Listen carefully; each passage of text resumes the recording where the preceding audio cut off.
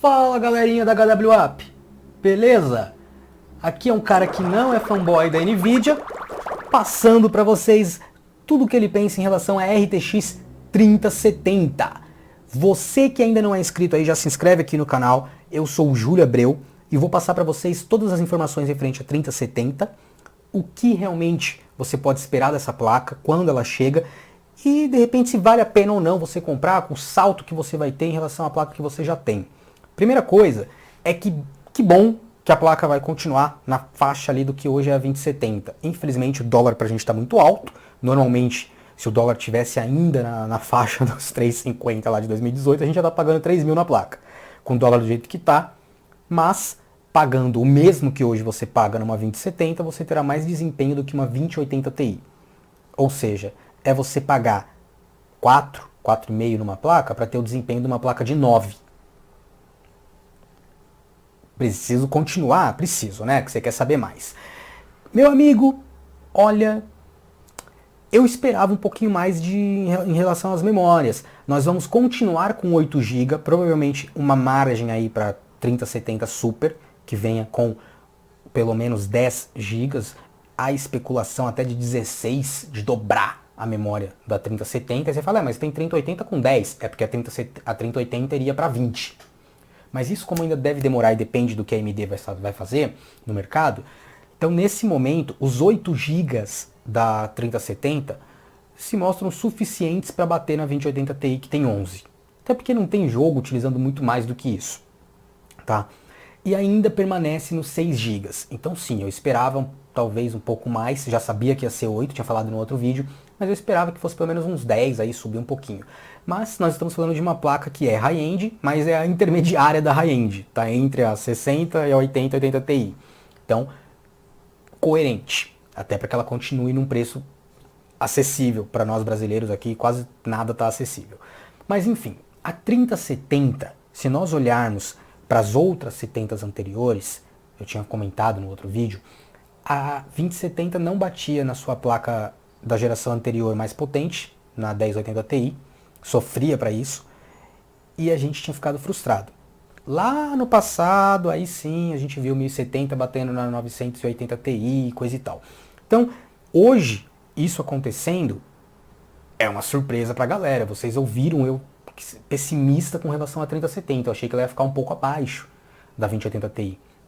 Achei que ela ia bater a 2080 e ainda ficar uns 15% atrás da 2080 Ti.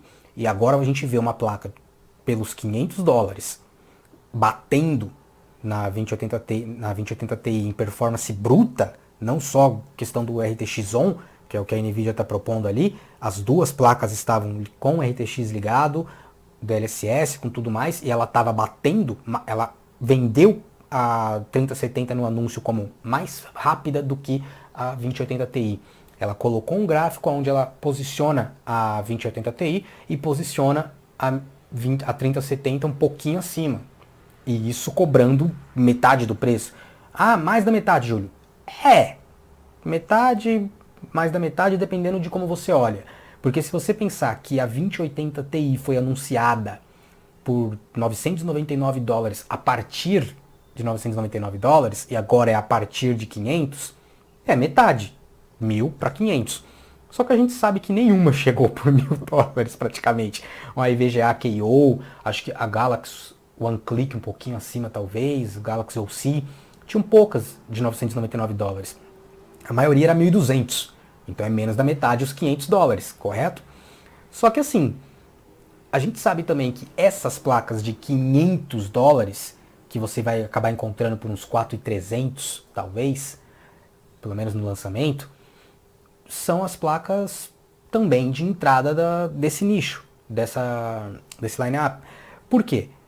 Porque o a partir é exatamente para que as AIBs, né, as parceiras da Nvidia, possam fazer projetos mais simples, projetos que sejam mais baratos. Então ela coloca lá a partir de $500, e aí vai ser, por exemplo, uma Galaxy One OC, pode ser uma EVGA KO, pode ser uma EVGA Black, pode ser uma Zotac Dual Fan, acho que Twin, o nome do modelo, pode ser uma Asus Dual, e aí vai custar ali $500, uns 4.300, por causa do lançamento, coisa e tal, e do jeito que o dólar tá. Agora, se você for pensar numa 3070 Strix fodona pra bater na 2080 Ti, surra de pau mole, e só vai bater de toalha molhada de gato morto, só parar de bater quando o gato miar, cara, aí eu acho que deve vir algumas com precinho mais alto. Mas geralmente, já nesse nicho, as parceiras não abusam. Não é como a gente vê 2080 Ti de 1100 e outras de 1400 e raríssimas de 999. Geralmente, as parceiras, quando fazem um projeto um pouquinho melhor, elas colocam ali uns 10%, vai para 550, 560. Então, 550 dólares hoje seria equivalente a 4.800, 4.900, mais ou menos isso, já com os impostos inclusos, sem conversão direta aqui. Ninguém tá doido, achando que o dólar tá batendo quase R$9, tá 5,40. Mas, se você é daqueles que, o que eu quero é o desempenho, se eu vou ter o desempenho de 2080 Ti, eu vou jogar em 4K, 55 FPS, tudo no Ultra, e com DLSS eu vou bater 60, mais de 60, vou bater na 2080 Ti e tá custando 500 dólares, dá essa Asus Dual aí, esse trambolho, parece um capô de Fusca, e você feliz. Beleza, é isso aí. Eu imagino que as 499 são esses modelinhos aí. A EVGA Black é uma placa legalzinha, a Galaxy OC, eu usei a 2080 Ti da Galaxy OC, uma das mais baratinhas da 2080 Ti aqui, e eu gostei pra caramba. É uma placa que não tem penduricalhos igual a ROF, não tem os RGB exacerbado, você não vai ter 15 fãs, são duas fãs e tal. E a placa era fria, pequena, atendia o que uma 2080 Ti tinha que atender. Até porque a gente já sabe, acho que o Adrenaline, o Diego Kerber fala muito isso, eu gosto quando ele toca nesse ponto, que o que manda é o chip, cara. Então você tem um chip de 2080 Ti dentro daquela Galaxy ROF. Ela vai entregar um pouco mais se estiver blocada para você fazer overclock para coisa e tal, é uma coisa muito de nicho. Só que não vai entregar tipo 20% a mais do que uma EVGA Black. Enquanto a EVGA Black custa 999, a Galaxy ROF vai custar 1.400, 1.500. Tipo, vai subir 30, 40, 50% o preço, porque é um projeto diferenciadíssimo. Você vai pegar uma EVGA Kingpin, vai custar muito mais. Você fala, vai ter que abrir pra caramba também. Não vai abrir nem em 10%. Se abrir 10% vai ser em benchmark sintético. 3D Mark ali, Time Spy rodando pro cara botar o overclock no talo. E realmente a placa aguenta, porque a Galaxy aguenta muito overclock modelo ROF. Eu vi testes ali com nitrogênio líquido em cima do modelo ROF. Então é pra isso, né? E pro cara que quer ostentar um pouco mais uma placa robusta, linda dentro de casa. A Kingpin, mesma coisa. Agora, se o cara tá esperando, eu vou comprar então a Strix da Asus, porque ela vai entregar 15 frames a mais do que a Galaxy OC, que custa, sei lá, 50 dólares a menos, não diria isso pra você não. Se entregar 5% a mais é muito. É isso geralmente que vai de uma placa para outra, porque o overclock de fábrica você pode fazer manual, abrindo lá um MSI Afterburner, qualquer outro software, Overclock Precision da EVGA, qualquer outro software de terceiro, e fazer um overclock você mesmo manual. E mesmo assim, overclock para jogo, hoje eu sei que depende muito do jogo para você ter um ganho de desempenho. Alguns você não tem nenhum, e quando você tem muito ganho de desempenho, é quando você estava jogando em Full HD, que aí precisava de um clock a mais. Está jogando em 4K, você vai ganhar 2, 3, 4 FPS, quando muito vai melhorar suas mínimas. Então, se hoje você não tiver o bolso pronto para o que vale 500 dólares, a placa vale 500 dólares. A 3070 é uma placa que vale 500 dólares. Tenho certeza disso. Se alguém estiver falando em outro vídeo aí, que se dane, tô nem aí. A minha opinião é que 500 dólares para 3070 tá ótimo. É uma placa que bate a 2080 Ti e bate inclusive a 1080 Ti, tá? A 1080 Ti usando o Ray Tracing, e a 1080 Ti obviamente não. Então, acho que é uma placa que vale os 500. Só que se você sabe que 500 dólares hoje para nós no Brasil, com toda essa desvalorização do real, tá complicado, e você fala, Júlio, será que compensa eu dessa vez monto um gabinete fechado e vou mirar numa 3070 mais simplesinha? Tem bons modelos de simplesinha. Eu não iria na Zotac Twin aí que eu falei. Acho que da MSI os modelos mais simplesinhos, mais ou menos. Fala aí os modelos de placas simplesinhas, gente, que vocês topariam pagar. Eu, por exemplo, eu comprei uma 2060 da Game War para fazer testes aqui no canal, tem os vídeos aí. E eu caí do cavalo, porque eu achei que ia ser uma bela bosta. Eu falei, mano, Game War, essa placa não tem nome aqui no Brasil e lá fora nem é estudo. Faz parte do grupo da Pallet, eu acho. Acho não, tenho certeza. Mas, pô, deve ser quente pra caramba, deve ser zoada. E a placa subia overclock pra caramba, tinha uma construção razoável, tinha um RGBzinho também, que é de lei, e custava muito menos que as outras, bem menos. E ela era fria. Então eu falei, caraca, mano, a 2060 mais barata é essa da Game War. E ela é tão boa quanto as outras, que custam bem mais, 200, 300 conto a mais. Fiquei surpreso. A Strix, por exemplo, da Asus, da 2060 na época, eu falei no vídeo, custava R$ 600 a mais. E não entregava nada a mais. Só o fato de ser Asus. Então, de repente, você olhar para Game War, olhar para EVGA Black, KO e para Galaxy principalmente, porque quando a gente fala de uma placa com uma construção mais simples, a gente está falando às vezes de um backplate que pode ser inexistente, nem ter, né? Ou de uma construção menos robusta. Então você ter 3 anos de garantia como a Galaxy dá no Brasil pode ser muito bom para você. Só o fato de ter o suporte local aqui no nosso país. Então hoje você falar, pô, $500 eu acho justo também, Júlio. Mas pra mim hoje $500, 4,5 pau, cara, pesa. Então vai na mais simples, pega uma 3070 simplesinha que vai te servir muito bem. E olha para esses modelos que tem boa garantia. Porque se tu for pensar numa 3070 ROF, numa 3070 ROF 10 anos aniversário, 3070 Strix Overclock Edition, esses modelos não vão ser $499, muito difícil, muito difícil. Esses modelos vão custar mais, e aí a gente vai começar a partir para 5 mil, 5 e pouquinho. Deve ter 3070 acima dos 5 mil, mas fácil, fácil. Tem hoje. Não tem hoje 2070 aí, a 2070 Galaxy ROF, alguém coloca nos comentários, faz favor, a 2070, dá uma olhada no Google, quanto que tá? Eu acho que tá uns 5 e pouquinho, 5.200, que eu cheguei a ver modelos de 2080 Super da Galaxy ROF custando mais de 6,5, 7. Então são modelos parrudos, são modelos lindos, são modelos limitados e que sobe overclock pra caramba. Então dessa vez, se o cara quiser mirar e tiver com a grana mais curta, eu acho que compensa numa 70 da vida ele dar uma economizada e pegar um modelo mais simples. A gente não está falando aqui do cara que vai comprar a 3090, né? E falando especificamente da 3070, o que ela apresenta, tá? Além dos 8 GB GDDR6, se você acompanhou até aqui, você vai ter as informações agora. Avisa isso, não, Júlio, eu tô vendo até o fim seus vídeos. Não, cara, você falou pra caramba, eu já tinha nem visto aquilo lá, voltei pra ver no outro dia. E agora você tá vendo, avisa aí também. Ligo o podcast e vou fazer comida, sei lá.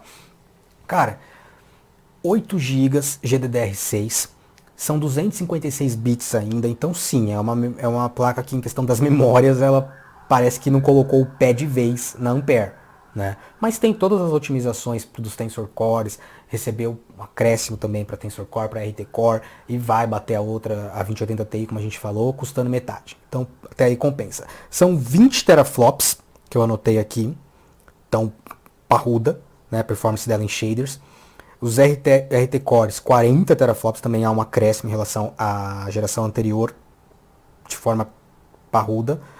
Número de núcleos Tensor Cores, são 163 teraflops. Então, cara, os números da geração anterior são muito, muito, muito, muito abaixo. Só que se você comparar em relação a 3080, que vai custar $200 a mais, a gente tem aí 30, 58, 238 respectivamente, né?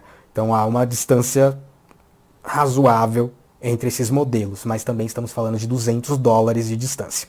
E o salto das tecnologias em si, o que a Nvidia colocou lá no telão, o slide que ela colocou, 2,7 vezes, tá? Duas vezes mais 70% em shaders, 1,7, o que dá 70% em traçamento de raios, Ray Tracing, 70% a mais em relação à geração anterior em Ray Tracing, é razoável. Razoável não, é muito bom. Não dava para ligar Ray Tracing com a 2070 acima do Quad HD. Eu ligava com a 2070 aqui no 3440 por 1440, eu já sofria um pouquinho. Quer dizer, eu sofria muito. Então, agora 70% a mais é legal. Isso tô achando que vai ser muito útil para quem quer jogar com a 3070 em 4K e ainda utilizar o Ray Tracing. Pô, Júlio, mas em 4K com Ray Tracing? porque até o que a gente está vendo aqui é que os Tensor Cores vão melhorar a performance da placa também em 2,7 vezes, quase 3 vezes, quase o triplo, né, de performance. Então, com esses números, quase o triplo aí nos Tensor Cores, e os próprios RT Core sendo 70% mais potentes, eu acho que de repente o cara vai encarar aí sim um 4Kzinho usando um DLSS parrudo, porque o próprio Jensen, a própria Nvidia falou que são tecnologias agora que vão caminhar juntas. Pode ser que você consiga encarar um 4K mesmo utilizando o Ray Tracing atrelado ao DLSS. Aí você fala, mas eu ouvi que o DLSS borra, que não sei o que. Teve o 2.0 que é uma atualização. Só que além disso, a Nvidia focou na apresentação dela que você utilizando o DLSS agora, essa versão com o Ray Tracing vai ficar também melhor. Porque eu lembro que quando eu fui na BGS testar a 2080 Ti com Ray Tracing, o Zibert da Nvidia, o gerente de marketing da Nvidia me levou lá para ver de perto, antes de todo mundo, a 2080 Ti rodando Ray Tracing. Eu falei nos vídeos aqui, e meus amigos viram a mesma coisa, que parecia muito granulado. O Ray Tracing parece que ele deixa uma sensação de film grain, parece que estão faltando pixels em algumas áreas. Parece não, acho que isso realmente acontece. Eles até falaram disso na apresentação, né? Ele focou nessa parte. E os Tensor Cores, via inteligência artificial, ela já trabalhou aquela imagem, ela já sabe como aquela imagem deve ser, então ela preenche esses espaços vazios. Então quando você usa o Ray Tracing sem o DLSS, pode ocasionar, por uma gagueira do Ray Tracing, né, seria um efeito colateral, esse film grain, esse granulado na imagem, que nem quando você estivesse jogando Quantum Break numa resolução mais baixa com aquele film grain ativado. Pensa naquilo lá. E os Tensor Cores, eles vão nessas áreas onde estão faltando pixels, onde precisa ser preenchido com uma informação, precisa daquele frame, é uma informação exatamente daquele frame, ela sabe o que tem que se encaixar ali, ela preenche esses espaços e mostra uma imagem melhor do que se você não estivesse utilizando o DLSS e melhor do que utilizar só o Ray Tracing. E obviamente você tem o ganho de performance. Então hoje ela atrela as duas tecnologias a serem utilizadas de forma obrigatoriamente juntas. Então não tem esse negócio, não vou usar o DLSS, vou usar só o... Não, usa os dois em 4K. E parece que agora vai ser possível você poder usar uma 70 da vida para usar Ray Tracing em 4K, se você ativar o DLSS junto. O que eu tinha falado antes sobre a 1080 Ti, eu não sei se ficou tão claro, eu quero explicar assim, a 1080 Ti, a gente conseguia ter um desempenho muito superior a 2070 se você pegasse a 2070 e fosse ligar as tecnologias novas. Aí qual a vantagem de você ter uma placa RTX se você liga o Ray Tracing com a 2070 e você perde, toma uma surra da 1080 Ti da geração anterior? Isso acontece. Ah, mas eu liguei o DLSS. Ela ainda se empenava para chegar perto de uma 1080 Ti, que é uma placa de 2017. Isso acontece, isso é fato. E aí se você desligasse o RTX, tirasse DLSS, tirasse Ray Tracing da 1070, da 2070, ainda assim ela não conseguia chegar na 1080 Ti. E hoje, o que a Nvidia está mostrando é que a 3070 vai bater a 1080 Ti, mesmo com o Ray Tracing ativo. E a 1080 Ti custava quase $700. E agora nós estamos falando de uma placa de $500. Que performance bruta vai ser muito superior. Imagina aí que se ela pega a 2080 Ti, vai ser na casa de uns 40% a mais do que a 1080 Ti. A 3070, 40% a mais do que a 1080 Ti de 2017. É isso exatamente. E quando você ligar o Ray Tracing, você ainda terá uma performance um pouco melhor. O que dá a entender que o Ray Tracing agora você vai perder no máximo 40% ou menos de desempenho. Uns 30, 25, talvez. Abrindo esses 40%, você vai ter o Ray Tracing ligado e ainda assim mais performance que a 1080 Ti. Isso era difícil acontecer com a 2080 Ti. Se você ligasse o Ray Tracing com a 2080 Ti, você já perdia para a 1080 Ti. Então é um salto considerável, gente. Não tem como eu não estar aqui elogiando e falando, pô, ela está prometendo coisas muito tops. Só que dessa vez eu tenho meu pé atrás e eu quero ver os testes, quero ver os drivers vazados e quero ver a galera testando em tudo quanto é cenário. Não só nos cenários mais propícios para o marketing mostrar uma apresentação, né? Então eu acredito que não vai ser muito útil eu ficar aqui focando para você em assuntos como largura de banda, pô, quanto que a placa consome, que isso você já viu em vários locais, né? Se você acha que eu deveria ser mais prolixo, mais ainda prolixo falando essas coisas, deixa aí nos comentários. Agora, se é isso, esse bate-papo que você tá afim de ouvir quando você está interessado numa placa, me dá esse feedback para eu saber de onde a gente vai partir. De qualquer forma, você já sabe que são 8 GB, 256 bits, que a placa, se você tiver uma fonte de 600 watts, você vai levar essa placa tranquilamente e que custa $500, tá? As informações, os pormenorezinhos, assim, acho que o vídeo ficava ficando muito chato e a gente já viu, vocês já viram em outro canal e já viram no Adrenaline também. Então aqui o que eu quero é esse bate-papo, ficar mais próximo de você que está assistindo o vídeo, como se você fosse meu amigo, porque você é, se você está aqui, se você é inscrito, a gente já é amigo, beleza? Então galera, até a próxima, um abraço!